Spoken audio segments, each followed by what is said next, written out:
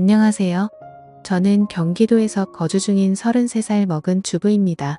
32살 때 시집와서 남편이랑 분가해서 살았고요. 어느 날 남편이 어머님께서 돌아가시고 혼자 계신 아버님을 저희가 모시는 게 어떻겠냐고 갑자기 이야기를 하더군요. 어느 누가 갑자기 저런 말을 하는데 좋다고 할 수 있겠어요. 그 일로 남편이랑 많이 싸웠어요.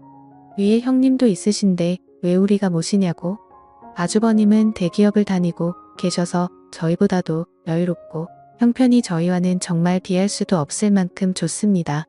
그 일로 인해 저는 남편과 끝도 없이 대화를 나누었고 정말 싸우고 볶고 거의 매일 같이 싸웠어요.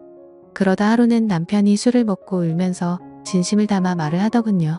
저에게 무엇이든 다른 거는 당신이 원하는 대로 하자는 거 전부 다 할 테니까 제발 이번만은 부탁 좀 들어달라고요. 그러면서 남편은 이야기를 이어갔습니다. 남편이 어릴 적에는 엄청 개구쟁이였대요. 매일 사고 치고 다니고 해서 아버님께서 매번 뒷 수습하러 다니셨다고 하더라고요.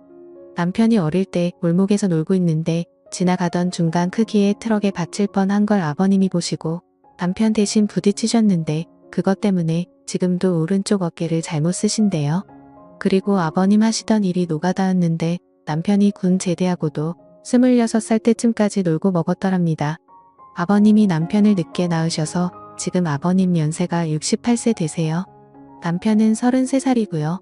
60세 넘으셨을 때도 노가다 하시면서 가족들 먹여 살리고 고생만 하셨다네요. 노가다를 오래 하면 시멘트 독이라고 하나? 하여튼 그것 때문에 손도 쩍쩍 갈라지셔서 겨울만 되면 많이 아파하신다고 하더라고요. 평생 모아오신 재산으로 마련하셨던 조그만한 집도 아주버님이랑 남편 결혼할 때 집장만 해주신다고 파시고 지금은 월세 내면서 원룸에 들어가서 사신다고 하더라고요. 그런데 어머님까지 돌아가시고 혼자 계신 거 보니 마음이 아파서 눈물이 자주 난다고 하더라고요. 저희가 살림이 넉넉했으면 이런 걱정도 안 할 텐데요. 저는 집에서 살림을 하는 평범한 주부이고 남편은 혼자 직장을 다니는데 일반적인 중소기업을 다니고 이직한 지 얼마 되지 않아 한 달에 세후 150 정도를 벌어옵니다. 그런데 그걸로 아버님께서 오시면 아무래도 반찬도 지금보다는 더 신경을 써야 할 것 같고 여러 가지로 많이 힘들 것 같더라고요. 심지어 그때는 제가 임신을 했어서 아이가 3개월 차인데 모든 부분이 힘겹더라고요. 그럼에도 부유하셨던 형님께서는 절대 아버님을 못 모신다고 강력히 못 박으셨고 아주버님도 그럴 생각이 없다라고 남편이 말을 하더라고요. 저렇게 철벽 방어를 하는데 어떻게 하겠습니까? 그리고 남편이 진심 어린 말들을 저렇게까지 했는데요. 그래서 넉 달 전부터 아버님을 모시기로 하고 저희 집으로 아버님을 모셔왔습니다. 처음에는 아버님께서 오지 않으시려고 자꾸만 거절하시더라고요. 늙은이가 가봐야 집만 되고 눈치 보인다고 하시면서요. 하지만 남편이 매일같이 설득하고 우겨서 겨우 모셔왔습니다. 모셔온 첫날부터 여러모로 정말 신경이 쓰이더라고요. 그런데 우리 아버님 매번 반찬 신경 써서 정성껏 차려드리면 그걸 드시면서도 엄청 미안해 하시면서 눈치를 보십니다. 가끔씩 고기 반찬이나 맛있는 음식을 해드리면 아버님께서는 드시지 않고 남겨두셨다가 저희 남편이 퇴근하고 돌아오면 남편을 먹이더라고요. 그리고 저 먹으라고 일부러 드시지도 않고요. 거기다가 하루는 장을 보고 집에 왔는데 아버님께서 바닥에 꿇어 앉아서 걸레질을 하고 계시더라고요. 저는 그 모습을 보고 깜짝 놀라서 걸레를 빼앗으려고 했더니 괜찮다고 하시면서 끝까지 고집을 부리시면서 청소를 끝마치시더라고요. 그리고 식사를 드시고 나면 곧바로 빈 그릇을 들고 가셔서 설거지도 하십니다. 아버님께 하지 말라고 몇 번을 말씀드리고 그릇들을 뺏어도 보지만 아버님은 설거지를 하시는 게 그게 마음이 편하시답니다. 제가 왜 아버님의 마음을 모르겠어요. 이 못난 며느리 눈치 보이시니 그렇게 행동하시는 거 압니다. 그래서 저도 정말 더 마음이 아픕니다. 남편이 몰래 아버님 용돈을 드려도 그거 안 쓰고 모아두었다가 저에게 용돈 하라고 주십니다. 그렇게 저희는 부유하진 않지만 서로 애틋하고 마음을 써가면서 하루하루를 지내고 있었습니다. 그런데 어제는 정말 너무 많이 슬퍼서 펑펑 울었습니다. 아버님께 죄인이라도 된 듯해서 눈물이 왈칵 나오는데 참을 수가 없더라고요. 한 달 전쯤부터 아버님께서 아침에 나가시면 저녁 때쯤 들어오시더라고요. 어디 놀러라도 가시는 것 같아서 용돈을 드려도 받으시지도 않고 웃으시면서 다녀올게 하시면서 매일같이 나가셨습니다. 저는 그래서 그냥 집안에만 있으시기엔 답답하셔서 산책이라도 다녀오시다 보다 하고서 크게 생각을 하지는 않았습니다. 그런데 어제 장을 보러 슈퍼에 갔다가 아래층 주인 아주머니를 만나게 되었습니다. 그런데 그 주인 아주머니께서 제게 어렵게 말씀을 하시더라고요. 오다가 이 집 할아버지 봤는데 유모차에 박수 실어서 가던데. 이 말을 듣고 저는 상상조차 못 해봤던 일에 깜짝 놀랐습니다. 네, 맞습니다. 아버님 아들집에 살면서 돈 한 푼 못 버시는 게 마음에 걸리셨는지 불편한 몸이 이끄시고 하루하루 그렇게 박스 주우시면서 돈을 버셨더라고요. 저는 그 이야기를 듣고 장을 보다 말고 밖으로 뛰쳐나갔습니다. 아버님 찾으려고 이리저리 돌아다녀도 안 보이시더라고요. 너무 죄송하고 가슴이 아파서 집에 들어와서 정말 한없이 엉엉 울었습니다. 한참을 울고 나서 남편에게 전화해 오늘의 상황을 말하니 남편도 아무 말이 없더군요. 한참의 정적이 흐르고 남편은 일찍 들어간다고 말하고 그렇게 통화를 끊었고 남편은 저녁 5시 조금 넘어서 평소보다 일찍 퇴근하고 들어왔습니다. 남편도 마음이 정말 안 좋은지 표정도 너무 어두웠고 집에 들어오자마자 가방만 내려두고 아버님을 찾으러 나간다고 하곤 바로 집 밖으로 나갔습니다. 제가 정말 바보였고 한심한 며느리였습니다. 그렇게 매일같이 나가셨는데 관심을 가지고 진작 이 사실을 알았어야 했는데 말이죠. 며칠 전부터 아버님께서 저 먹으라고 봉지에 들려주시던 과일과 과자들을 받으면서도 아버님께서 사오신 것인지 일을 해서 사온 것인가라는 생각도 못했다니 정말 한심스럽습니다.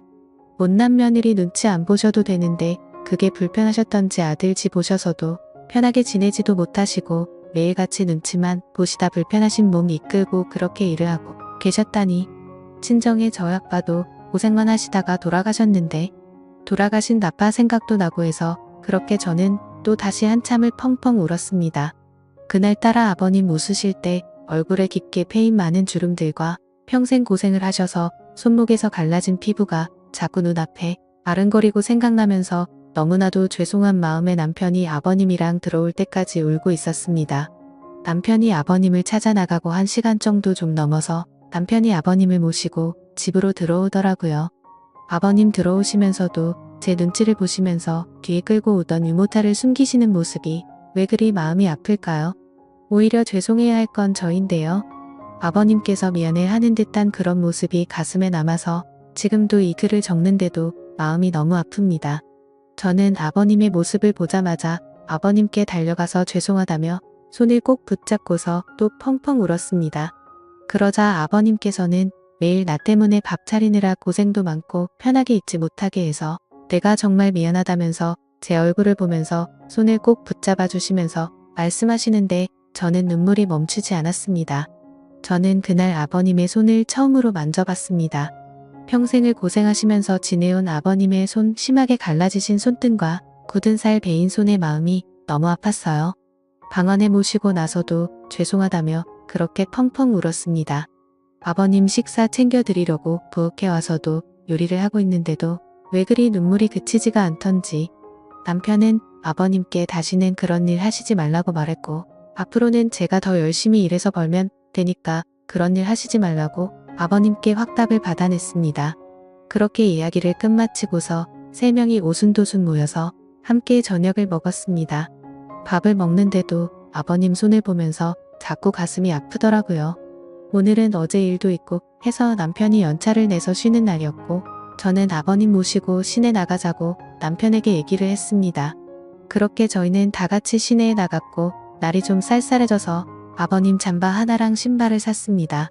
한사코 괜찮다고 하시더 아버님께 제가 말씀을 드렸습니다.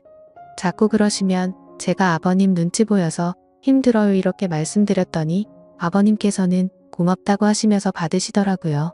그리고 집에 아버님 심심하실까봐 케이블 TV도 신청했습니다. 아버님께서 스포츠를 좋아하시는데 오늘 야구 방송이랑 낚시 방송 보시면서 너무 즐거워 보이시더라고요. 조용히 다가가서 아버니 어깨를 만져드리는데 보기보다 정말 왜소하시더라고요. 제가 꽉 잡아도 부서질 것만 같은 그런 아버님의 어깨 지금까지 고생만 하시고 자식들 뒷바라지 하시느라 평생 헌신하시면서 살아오셨던 아버님의 그런 발자취들이 느껴지면서 저는 또 마음이 아파왔네요. 남편한테 말했어요. 저 평생 아버님 정말 친아버지처럼 생각하고 모신다고요. 비록 지금은 아버님께서 불편해하시지만 언젠가는 친딸처럼 생각하시면서 대해주실 때까지 정말 잘할 거라고요. 마지막으로 아버님 앞으로는 제 눈치 안 보셔도 돼요. 제가 그렇게 나쁜 며느리 아니잖아요. 아버님의 힘드신 희생이 없으셨다면 지금의 남편도 없잖아요. 그랬다면 지금의 저와 뱃속에 사랑스러운 손자도 없을 거예요. 저 아버님 싫어하지 않고 정말 사랑해요 아버님. 그러니 항상 건강하시고 오래오래 사셔야 돼요. 그리고 2번 다시 그렇게 일 안 하셔도 돼요. 저 허리띠 졸라 매고 알뜰하게 살게요.